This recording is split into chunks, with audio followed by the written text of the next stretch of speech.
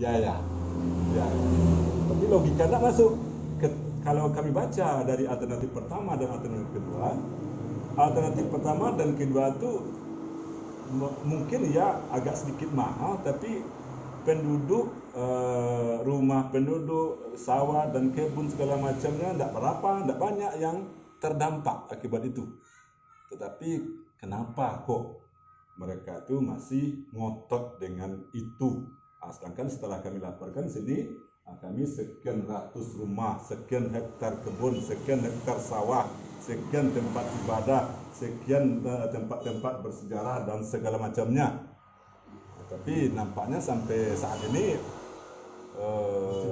masih ngotot dengan itu. Mereka masih ngotot. Itu mungkin Pak sementara dari kami. Mungkin Bapak menerima juga informasi. Terima kasih. Assalamualaikum warahmatullahi wabarakatuh. Assalamualaikum warahmatullahi wabarakatuh. Kami Pak, sebenarnya kami tidak menantang, tidak menolak dalam tol. Cuma harapan kami kalau nanti dilewati gini kok padat penduduk. Ada sekitar 500-an lebih rumah nak konai, sekitar lebih 2.000 orang nak terdampak langsung di jalan tol rumahnya konai. Jadi kami sangat berharap tolong dihindari ke kampung padat. Kalau ada pilihan 1, 2, 3, cobalah pilihan ke kamu atau kamu arah Mudia atau arah Kailia ke timur kan. Jadi perlu kami sampaikan pada Pak penolak Bapak Korupsi sebagai legislatif, sebagai wartawan, tolong sampaikan kepada pihak-pihak terkait di jalan tol. Masuk kami di Lumpur Kota di Manggarai itu tidak menolak jalan tol, cuma mohon kiranya dipertimbangkan kemanusiaan, kebudayaan, kemanusiaan, kemudian situs-situs budaya yang kakonai, tempat-tempat ibadah dan sakral itu lebih sakral. Pemerintah kalau painehan bisa tahu situ perbatasan yang sampai situ di Lopik jemaah haji di risiko. Jadi harapan kami melalui Bapak ini kan garis bawahi kami pernah di Manokwari tidak menolak jalan tol. Cuma mohon kiranya kepada Bapak kepada pengambil kebijakan untuk mengalihkan dari jalur padat ke jalur yang dua. Barangkali itu Pak, terima kasih. Assalamualaikum warahmatullahi wabarakatuh.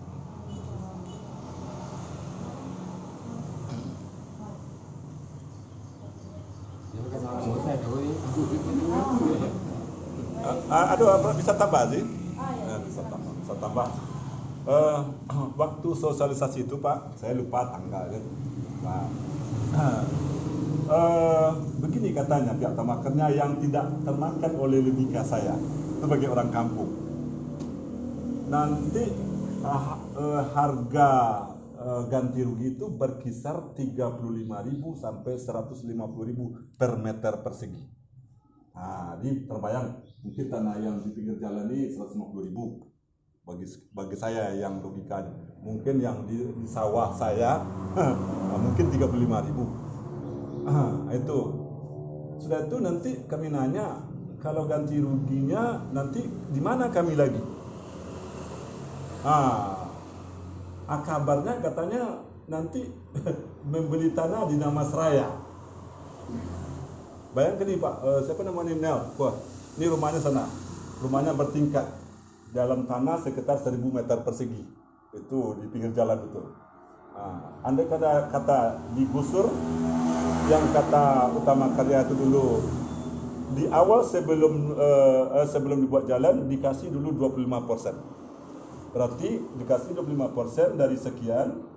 Lantas rumahnya digusur, dia mau kemana, mau tidur apa tidak, mau makan apa tidak, pokoknya gusur dulu. Nanti setelah selesai jalan kata Utama Karya itu 100%, baru dibayar 100%. Logisnya tidak masuk nih, bagi saya orang bodoh tidak masuk nih. Di mana mereka? Mana mereka mau tinggal? Tanah dari mana? Rumah mereka sebagus apa di sini? Rumah itu, rumah. Mau dicari tanah mana orang mau jual, misalnya di Damasraya sana atau di Kota Pakumbu, tanah Bapak dijual apa tidak, tanah Ibu dijual apa tidak, saya beli berapa, mana mau mungkin itu. Kalau tidak dicarikan jalan keluarnya yang cocok, yang seimbang, tentu mana mungkin. Tentu itu akan menimbulkan gejolak nanti di tengah masyarakat yang bukan mustahil gejolak itu akan semakin besar.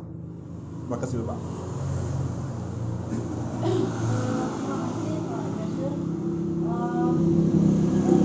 Tadi mungkin Pak Azhar penjelasan dari berbagai nagari, namun di sini saya ingin menambahkan dari perspektif 5 nagari gitu ya. Jadi kita di format ini sudah menyusun kronologi dari awal. Dari kronologi ini disusun berdasarkan pengalaman dan kondisi-kondisi yang ada di masing-masing negara. Jadi pada tahun 2018 ya, PT HKI melalui konsultan lapangannya itu sudah melakukan pematokan dan pemancangan di tanah-tanah penduduk. Ya. Ini terjadi di semua nagari yang 5 nagari ini. Kami nggak tahu negara lain apa juga ada. Tapi yang kita sudah tahu adalah terjadi di 5 nagari ini. Pemancangan itu tanpa pemberitahuan terlebih dahulu kepada pemilik tanah, kepada masyarakat. Tidak ada pemberitahuan dari wali nagari, tidak ada pemberitahuan dari jorong masing-masing. Jadi ada orang-orang yang mengaku dari utama karya mancang ke, ada yang pas betul di hadapan rumah, ada di dalam poraknya, ada di kodoknya gitu, tanpa ada permisi. Ya. Itu yang terjadi di 2018. Efeknya masyarakat saja itu di masing-masing nagari itu bergalau, trauma. Nan tua lah mulai manangi-nangi, marawang-rawang karena informasi lah berseleweran. Itu terjadi di 2018. Kemudian sejak itu terjadi, diam setelah itu. Ya, diam. Di 2019 ada pembicaraan di Taibalu atau di Taibalu ya, 2019 mengapung di Taibalu dengan ada pertemuan waktu itu. Ada pertemuan di Masjid Al-Miqat yang mengatakan bahwa Taibalu masuk dilalui oleh jalan tol. Jadi Taibalu saja pada waktu itu yang agak heboh. Dia nagari Kota Baru. Jadi 2 nagari itulah. Makanya mungkin di berita media kalau kita telusuri itu 2 nagari. Ya, itu terjadi di 2019. 2 nagari yang pada waktu itu yang protes. Waalaikumsalam. Sekarang masuk tua. Jadi di sejak 2019 kemudian diam lagi. Di 2020 itu dilakukan lagi namanya komunikasi publik. Ini undangannya kami ada Pak. Jadi komunikasi publik semua nagari tadi yang 5 nagari itu diundang. Belum. Semua nagari ini diundang. Nah, semua nagari ini undang. Yang mengundang bermacam-macam Pak. Ada yang mengundang PPR, itu nagari Kota Tangga Semelanggang. Kota Tangga Semelanggang itu PR. Kemudian ada yang mengundang wali nagari, itu Taibaru. Kemudian ada Kota Baru. Kemudian ada yang mengundang itu kalau Lubak Batingkok, Gurun dan Sari Lama itu yang mengundang adalah Sekda. Tapi kesemuanya itu yang hadir di dalam adalah konsultan HKI. Jadi yang mengundang ini macam-macam, tapi yang fasilitatornya tetap HKI. Jadi agendanya kami punya undangannya semua Pak. Jadi agendanya adalah komunikasi publik. Ketika kami diundang oleh DPRD Sumatera Barat untuk melakukan pertemuan dengan waktu itu juga dihadiri oleh HKI, kami bertanya maksud dari komunikasi publik yang dilakukan di masing-masing negara itu apa? Mereka menjawab itu adalah penyampaian rencana awal, bagi tahu ke masyarakat dengan tujuan melihat respon dari masyarakat. Oke, saya garis bawahi. Jadi tujuan komunikasi publik yang dilakukan di September 2020 kemarin ini di masing-masing negara itu adalah untuk mengetahui respon masyarakat terhadap rencana jalur jalan tol ini yang akan melewati 5 negara ini. Nah, respon masyarakat di masing-masing nagari akhirnya bermacam-macam Pak, dan itu dituangkan ke dalam berita acara rapat di masing-masing negara. Di Lubuk Batingko itu dimotori oleh KAN Lubuk Batingko, kemudian Kota Baru dimotori oleh organisasi yang dibentuk oleh masyarakat sendiri. Begitupun di Tai Baru itu dari KAN ya. Begitupun kalau di Kota Tengah wali negarinya ya. Gitu. Kalau di Lubuk Batingko itu masyarakat dan KAN. Jadi sudah ada rapat di masing-masing negari dan semua negari dari yang 5 ini menyatakan menolak pembangunan jalan tol melewati permukiman padat penduduk dan lahan produktif. Itu. Jadi penolakannya itu Pak. Bukan menolak kebijakan strategis nasional jalan tol melalui Sumatera Barat, bukan. Tapi menolak jalur jalan tol ini melewati lahan produktif dan permukiman padat penduduk. Poinnya jelas. Dan surat kami ini kami bawa masing-masing ke DPRD. Nah, di DPRD itulah baru bertemu Pak. Baru bertemu nari Monagori kok ternyata ndak awak seorang, ya kan? Lubuk Batingko mendonga ketika itu Kota Baru lah narimo, Sumalonggang lah oke, ya kan? Tinggal Lubuk Batingko siek lah. Guru itu lo mendonga kan, Lubuk lah narimo. Jadi kami di awal-awal tuh dipecah-pecah, gitu. Itu informasi yang beredar di antar nagari. Akhirnya ketemu di DPRD Sumatera Barat. Kami sharing dan ternyata tidak ada yang berbeda di antara kita. Kita sama-sama, itu senasib seperjuangan. Nah, itulah yang mendasari akhirnya terbentuklah forum ini Pak. Tujuannya supaya jangan awak dipecah-pecah juga orang, karena untuk menyatuan masyarakat pun tidak gampang. Ya kan? Kini awak terpecah gara-gara ada rencana jalan tol kok kita. Nah, kemudian di November 2020 kemarin kita 5 nagari beserta wali nagari masing-masing nagari itu menyatakan mendukung berdirinya sebuah forum dan itulah format yang ada gini Pak. Jadi format ini adalah forum yang dibentuk oleh 5 nagari dengan atas dasar senasib sepenanggungan, atas dasar perjuangan bersama untuk melakukan advokasi kepentingan warga dalam memperjuangkan aspirasinya untuk mengalihkan jalur ini dari jalur padat penduduk ke jalur yang tidak padat penduduk. Itu garis besar. Masih dikenakan kita. Itu udah kita giliran-giliran aja acaranya Pak. Artinya pengalian tadi itu masih di lingkungan kita ini atau bagaimana? Kalau itu kita tidak tahu. Tidak punya gawe gitu. Kita nggak tahu. Artinya kalau dialihkan kemana itu kan tentu perencana lebih memiliki kompetensi. Dari informasi dari Pak Wali dan dari Lubuk Batingko katanya masih ada di sekitar sini masih ada katanya. Itu mungkin pendapat pribadi beliau Pak. Tapi kalau kita di format itu konsisten kemana dialihkan kita nggak bisa jawab Pak. Karena yang disosialisasikan Utama Karya ke kita hanya 3 atrase. Ini trase yang pertama kata Utama Karya, ada trase kedua dan trase ketiga. Ya, ini sosialisasi dari Utama Karya terbaru. Nah, kami tidak punya kompetensi, tidak punya kekuasaan dan hak untuk merekomendasikan pengalihan kemana gitu. Walaupun kita meminta jangan ke sini, tapi dialihkan kemana tentu pihak perencana tidak gegabah dalam membuat perencanaan gitu Pak. Dan kami tahu mengapa di jalur ini ada 3 alternatif. Tentu pihak perencana juga memikirkan jalur yang tengah ini yang padat penduduk tentu akan mengalami mungkin banyak proses, banyak penolakan dan lain sebagainya. Maka ada alternatif 2 dan 3. Nah, jadi kita di format menggiring itu Pak. Di awal-awal kami nggak didengarkan.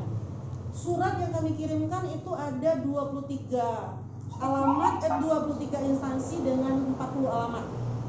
Itu di September sampai awal November 2020. Namun yang sampai hari ini menanggapi belum ada, ya belum ada sama sekali. Bayangkan Pak, ya kan? Seperti apa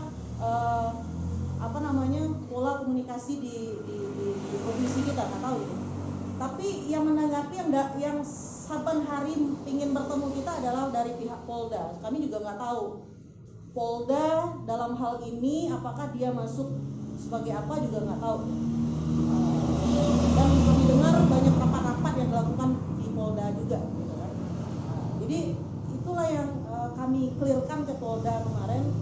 bukan gerombolan yang akan mengganggu keamanan gitu kan. Kita bukan orang-orang yang memprovokasi masyarakat untuk melawan pemerintah, bukan. Jadi kami menyampaikan ke media karena kami nggak didengarkan oleh DPRD kami sendiri, nggak didengarkan oleh pemerintah daerah kami sendiri, nggak didengarkan oleh gubernur kami sendiri. Makanya kami berbicara ke media, Pak. Jadi itulah sehingga akhirnya kita didengar dengan banyak pemberitaan. Kita juga ke Komnas HAM kemarin, akhirnya kita juga ke Ombudsman kemarin. Tujuannya nggak ada yang lain, supaya apa yang menjadi aspirasi masyarakat ini didengarkan oleh pengambil kebijakan. Dan alhamdulillah tepat minggu kemarin, hari Sabtu kemarin, kita dapat kesempatan juga bertemu langsung dengan gubernur baru terpilih, dan kita bercerita, kita meluruskan berita-berita miring tentang format yang merongrong, katanya itu karena format lah akhirnya terancam gagal. Nah, terancam gagal tol di Sumatera Barat gara-gara ada penolakan di Lima Nagari. Seakan-akan narasi yang dibangun seperti itu, seakan-akan digiring format ini dihadapkan kepada masyarakat Sumatera Barat secara umum bahwasanya karena Lima Nagari itu rugi masyarakat Sumatera Barat gitu. Jadi itu yang kami tangkap dari berbagai pemberitaan media. Jadi ini yang ingin kami sampaikan. Kami sangat senang Pak Edward selaku wartawan senior bisa untuk mendengar langsung. Inilah sebenarnya apa yang terjadi di masyarakat kita di bawah, di level tapak gitu Pak. Mungkin itu Pak Edward. Terima kasih. Mungkin kita langsung aja diskusi ya. Yang saya sampaikan tadi ada beberapa yang menjadi pertanyaan dan tentang banyaknya pihak-pihak yang melakukan semacam pendekatan ke masyarakat yang melakukan perpanjangan tadi itu kan apakah itu resmi apa tidak kan jadi pertanyaan bagi kita. Nah, ini yang ingin saya ketahui dari yang pada Tuan Adili itu ada enggak agenda siap dari mau orang tu siap namonyo ada. Begini Pak. Boleh kami hadir dan ikut tengah waktu itu. Kami hadir di sana, undangannya misalnya hari ini sampai di rumah saya jam 11, undangannya besok jam 14. Ini mendadak. Undangannya hari ini sampai di rumah saya jam 11, acaranya besok. Sehingga waktu itu saya protes dengan yang mengundang adalah PUPR. Beliau ketawa-ketawa saja. Bu, iya. Bu, nampaknya kita dijebak ini. Ya, dia katanya wali negara itu yang undang. Yang apa? Saya konfirmasi 1 minggu setelah itu ke wali negara, ini adalah perintah dari PUPR. Wah, saya konfirmasi itu ke sekretaris negara.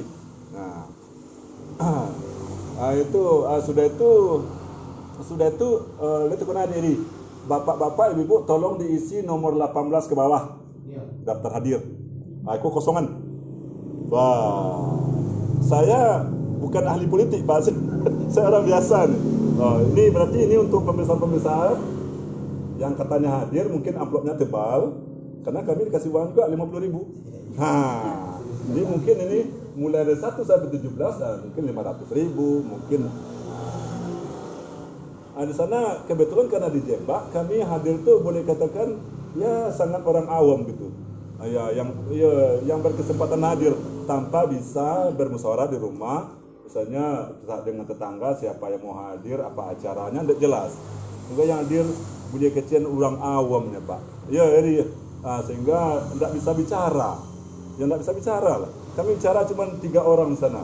Bicara 3 orang. Yang lain, bagaimana Bapak dan Ibu setuju tidak pembangunan jalan tol? Tidak.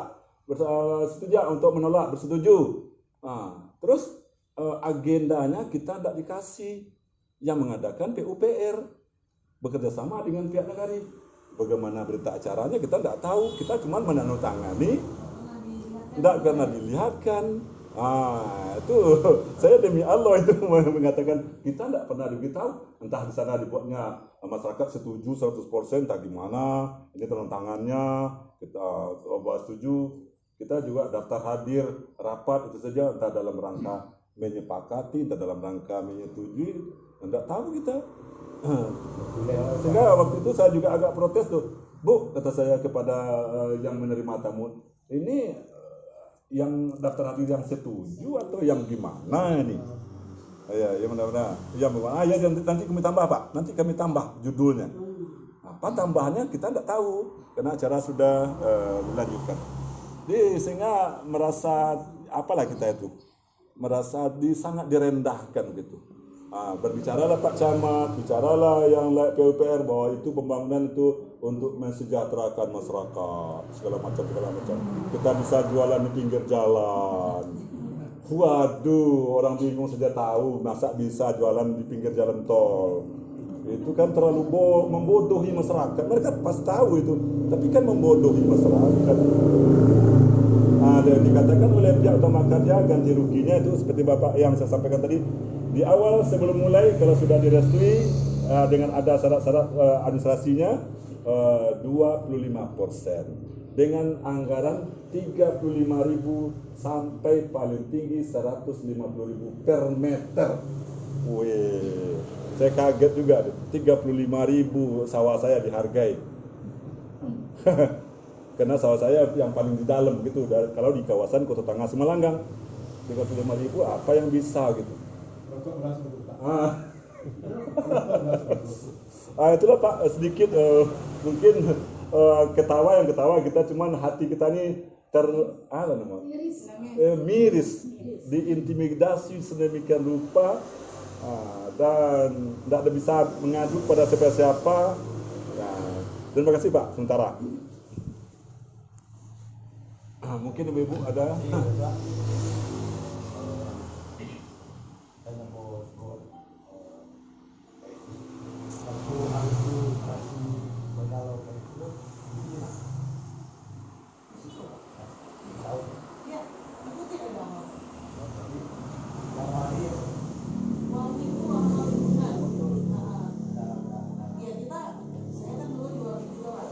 Teman-teman itu jangan langsung lagi.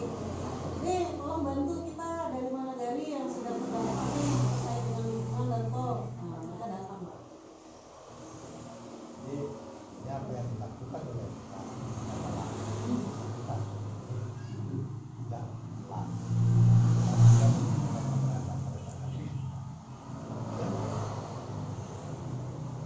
Banyak pihak yang berkepentingan. Itulah yang datang di Polda. Kok sudah turun Polda? Untuk menakuti kami mungkin Pak, supaya kami ini tidak bicara. Ternyata untuk apa? Polda itu turun membawa sampah. Dan kami sangat alergi dengan itu, Pak. Akhirnya ketahuan juga kami hari ini bukan berhadapan dengan aparatur negara, bukan berhadapan dengan HKI dalam hal ini, tapi ternyata berhadapan dengan orang-orang awam yang menggunakan alat-alat negara untuk kepentingan pribadi. Itu Pak, tapi tolong itu di-keep nanti di kami tahu itu kondisinya hari ini. Depannya sekarang sudah berubah, karena mungkin semakin terdesak gitu kan, akhirnya satu persatu keluar. Memang itu kalau nampak ya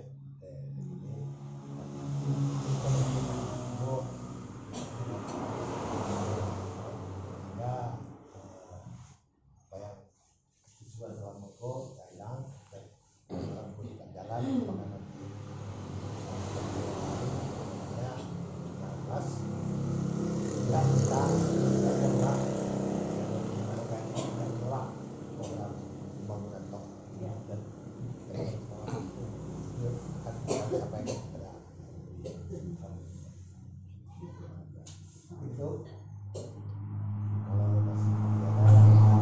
Kalau tidak ada itu kami bodoh. Ada cerita sedikit lagi Pak. Nah, ini kalau karena tidak ada yang lain, kalau ada yang lain tidak apa-apa. Waktu ke DPRD provinsi dulu saya ikut, kebetulan dibawa oleh sahabatnya gini ini saya pergi sana, boleh Pak Datua ke sana. Wah, kiranya yang Pak Negari sudah membawa itu berita acara. berita acara penolakan. Sementara negari saya di Kota Tengah Semulagang belum ada itu. Nah, dingin saja suasana. Nah, tiba sana saya juga ikut bicara, Pak. Kalau tadi Pak Negari bicara langsung menyerahkan buktinya, saya bicara tapi tanpa buktinya baru. Nanti insya Allah menyusul Pak.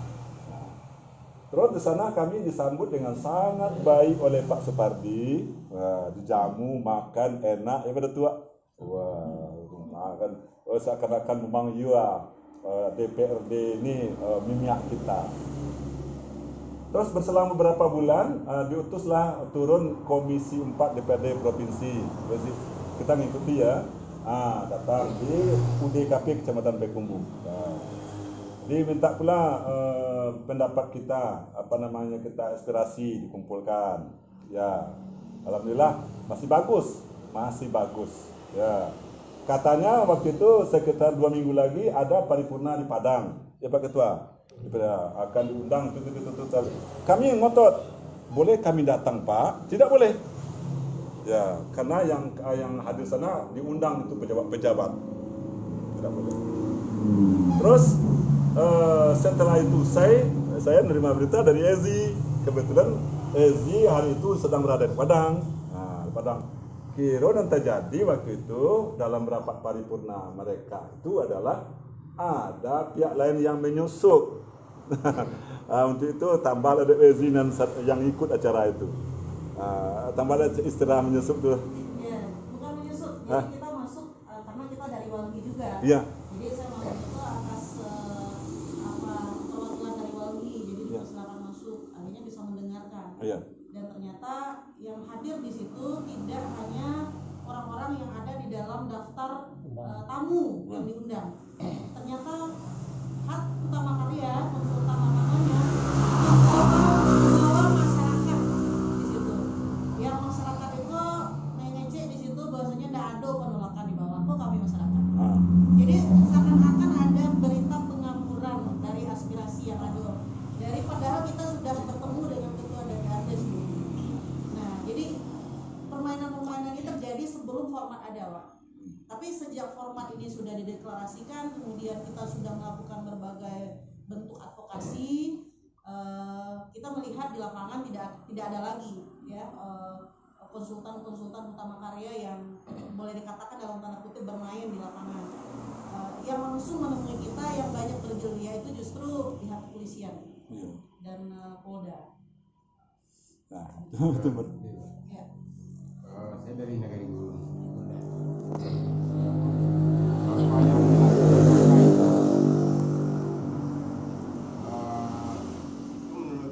Menurut saya itu sebuah jebakan bagi kami. Contoh Negeri Guru itu diadakan pertemuan langsung dibagikan kuesioner. Kan dibagikan kuesioner, tolong isi kuesioner ini dan kami kasih waktu 1 minggu dibalikkan. Kami pertanyakan kuesioner ini untuk apa? Ya ini untuk dibawa ke investor yang akan mendanai jalan tol. Inilah bukti kami melakukan sosialisasi. Namanya katanya JK. Begitu kan? Nah, nanti kami bisa dimanipulasi. Oke, Bapak sekarang mengatakan bahwa ini tidak sebuah persetujuan pembangunan jalan tol. Itu Bapak bilang. Saya bilang bahwa bukti tidak ini buktinya itu mana? Ada nggak pernyataan surat dari Bapak? Kalau saya mulut aja saya tidak percaya bilang. Tapi kalau ada bukti Bapak minta bahwa ini tidak sebuah pengakuan untuk jalan tol, oke kami isi. Tapi kalau lewat mulut aja kami tidak percaya. Dia paksa juga, dipaksa dibagikan juga. Kuesioner itu tapi satu karena masyarakat sudah sepakat untuk jalur yang dialihkan, satu pun ada yang mengembalikan kuesioner itu. Dan mereka itu sosialis itu, kalau kami Negari Guru itu langsung apa yang suratnya mengundang, akan di kantor wali negara.